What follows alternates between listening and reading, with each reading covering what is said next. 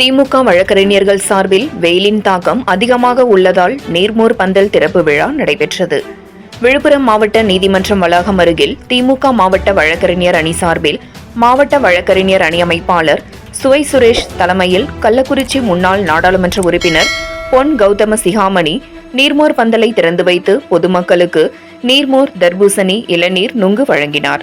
இந்நிகழ்ச்சியில் மாவட்ட பொருளாளர் ஜனகராஜ், மாவட்ட ஊராட்சி குழு தலைவர் ஜெயச்சந்திரன், மாவட்ட வழக்கறிஞர் அணி துணை அமைப்பாளர் காளிதாஸ், ஒன்றிய செயலாளர் வழக்கறிஞர் கல்பட்டு ராஜா, அரசு வழக்கறிஞர்கள் அருண்ராஜா, வெற்றிவேல், ராமலிங்கம், வழக்கறிஞர்கள் சிவசெல்வம், ஏழுமலை, கோபி, லெனின், விஜய் ராஜேஷ், மோகன், விளையாட்டு மேம்பாட்டு அணி அமைப்பாளர் பாலாஜி மற்றும் வழக்கறிஞர்கள் கலந்து கொண்டனர். 7 Green News செய்திகளுக்காக விழுப்புரம் மாவட்ட செய்தியாளர் எஸ். கலைக்குமார்.